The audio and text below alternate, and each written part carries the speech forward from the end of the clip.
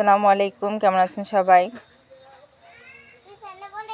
আরেকটা খুব গুরুত্বপূর্ণ পরামর্শ দিতে চাই, সেটা হলো যারা অয়েল ইউজ করতে খুবই পছন্দ করেন। অ্যাকচুয়ালি সারাদিন তো আর অয়েল ইউজ করা যায় না, রাতে ঘুমানোর আগে যদি অয়েলটা ইউজ করি তাহলে স্কিনটা সফট এবং আরও অনেক অনেক অনেক বেশি টান টান থাকে। কারণ বয়সের সাথে সাথে আমাদের সবার স্কিনই একটু নরম হয়ে যায়, পাতলা হয়ে যায়, যার কারণে একটু কুচকে কুচকে ভাব চলে আসে। সেক্ষেত্রে কিন্তু আমরা নানান ধরনের বিউটি প্রোডাক্ট ইউজ করি।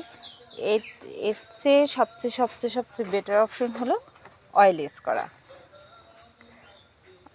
অলিভ অয়েল এর বিকল্প মানে কিছুই নেই, কারণ অলিভ অয়েল কিন্তু রান্নার ক্ষেত্রেও ব্যবহার করা হয়। অনেকে রান্নার ক্ষেত্রে অলিভ অয়েলটা ইউজ করে, অলিভ অয়েল দিয়ে রান্না করে খায়, এবং এটা খুবই খুবই খুবই হেলদি।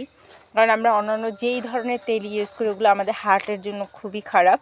অলিভ অয়েল খুবই ভালো হার্টের জন্য। সো শুধু হার্ট না, ত্বকের জন্য খুবই ভালো।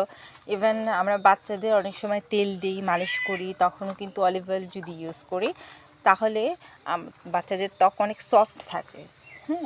তারপর আরও কিছু বিষয় আছে, আমাদের প্রেগনেন্সির সময় আমাদের যে প্রেগনেন্সির যে দাগগুলো থাকে ওই দাগ রিমুভে যদি রেগুলার অলিভ অয়েল ইউজ করা হয় তাহলে সেই স্কিনের দাগ একদমই কম হয়, একদমই থাকে না আমি বলবো।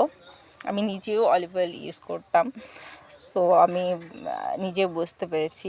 আর ত্বকের জন্য আরও অনেক বেশি ভালো অলিভ অয়েল। অলিভ অয়েলে আসলে আমি বলবো যে স্কিনে যদি কোনো দাগ থেকে থাকে, দাগ রিমুভ করার জন্য অলিভ অয়েল খুবই ভালো।